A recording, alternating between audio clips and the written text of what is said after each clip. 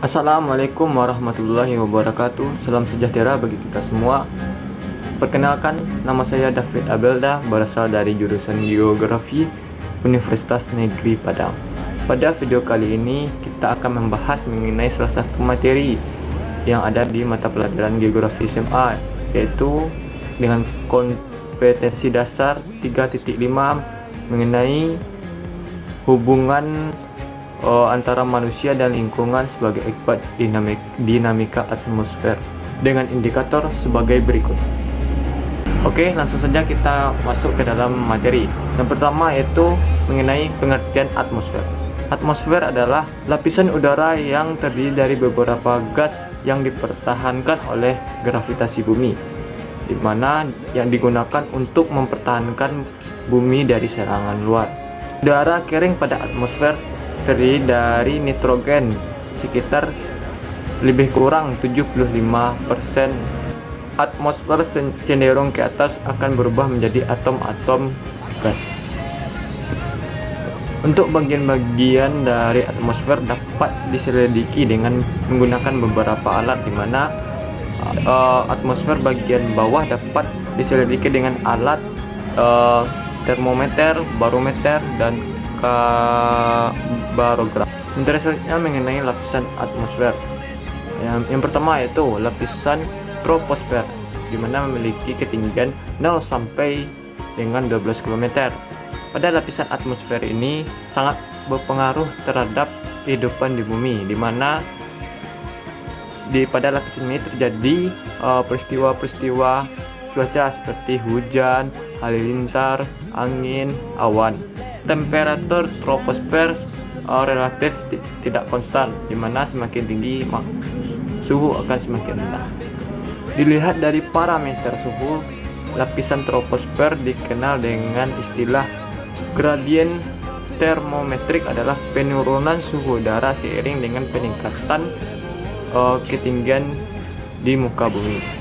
Lapisan selanjutnya yaitu lapisan stratosfer, di mana memiliki ketinggian 12 sampai 60 km. Lapisan stratosfer memiliki 3 bagian, yaitu lapisan isoterm, yang kedua lapisan campur panas, dan yang ketiga lapisan campuran teratas.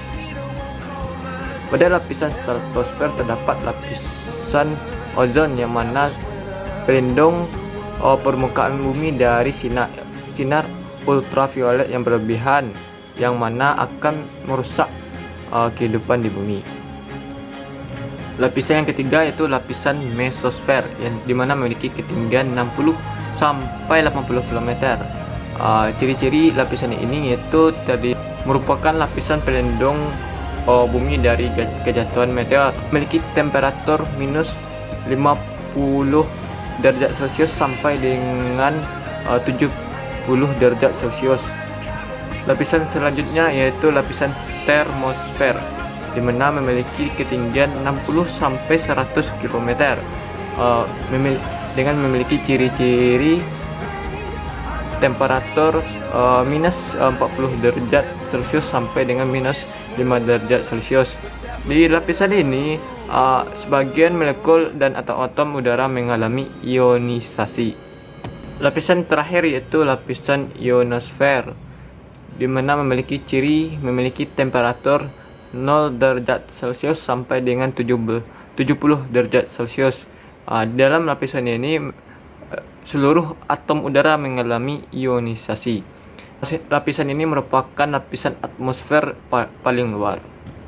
Pemanfaatan penyelidikan atmosfer. Penyelidikan atmosfer memiliki beberapa kegunaan, di antaranya yaitu yang pertama yaitu untuk mengadakan ramalan cuaca, baik ramalan cuaca jangka panjang maupun jangka pendek. Kiraan ramalan cuaca ini sangat penting sekali bagi khususnya yaitu pertanian, penerbangan, dan pelayaran. Untuk mengetahui syarat-syarat hidup di lapisan udara bagian atas. Untuk menyelidiki kemungkinan dibuatnya hujan buatan di wilayah terdampak kekeringan. Indikator yang kedua yaitu cuaca dan iklim. Pengertian cuaca. Cuaca adalah keadaan udara pada saat tertentu di wilayah tertentu yang relatif sempit dan pada jangka waktu yang singkat. Tingkat iklim adalah keadaan cuaca rata-rata pada satu tahun yang penyelidikannya dilakukan dalam waktu yang sangat lama sampai 30 tahun, meliputi wilayah yang luas. Adapun unsur-unsur yang mempengaruhi cuaca dan iklim, yang pertama yaitu suhu atau temperatur udara. Suhu atau temperatur udara adalah derajat panas dari aktivitas molekul dalam atmosfer atau udara yang timbul karena adanya radiasi matahari yang diterima bumi. Tingkat penerimaan panas oleh bumi dipengaruhi oleh beberapa faktor, antaranya yaitu sudut datang sinar matahari, lama penyinaran, keadaan muka bumi, baik itu lautan atau maupun daratan, dan yang terakhir itu banyak sedikitnya awan. Selanjutnya yaitu tekanan udara. Tekanan udara adalah suatu gaya yang timbul akibat adanya berat dari lapisan udara. Besarnya tekanan udara di setiap wilayah berbeda-beda. Semakin tinggi suatu tempat dari permukaan laut, maka tekanan udaranya semakin rendah. Hal ini disebabkan oleh makin berkurangnya udara yang menekan. Selanjutnya yaitu angin. Angin adalah udara yang bergerak dari daerah bertekanan tinggi ke daerah yang bertekanan udara rendah. Angin dapat digolongkan menjadi 3 bagian. Yang pertama yaitu angin tetap.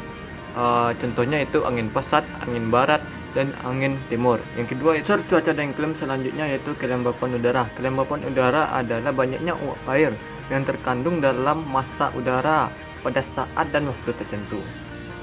Alat untuk mengukur kelembapan udara yaitu disebut psikometer atau hygrometer.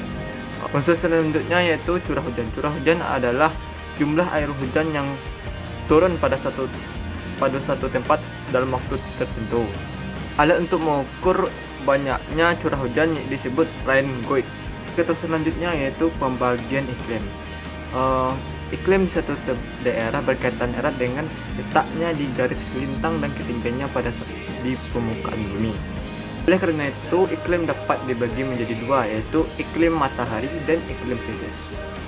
Yang pertama yaitu iklim matahari. Iklim matahari berdasarkan banyak sedikitnya sinar matahari yang diterima oleh permukaan bumi.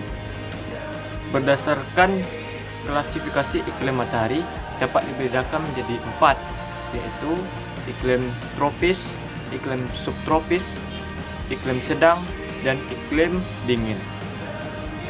Yang kedua yaitu iklim fisis. Iklim fisis adalah menurut keadaan atau fakta sesungguhnya di suatu wilayah muka bumi sebagai hasil pengaruh lingkungan alam yang terdapat di wilayah tersebut. Misalnya pengaruh lautan, daratan yang luas, dan relief muka bumi. Pembagian iklim fisis itu iklim laut atau maritim, iklim darat atau kontinen, iklim daratan tinggi, dan yang terakhir itu iklim gunung. Dan yang terakhir itu iklim musim atau muson. Berikut ada beberapa soal yang diharapkan dijawab supaya menambah pemahaman pada materi kali ini. Sekian video kali ini. Saya ucapkan terima kasih. Mohon maaf atas segala kesalahan. Assalamualaikum warahmatullahi wabarakatuh.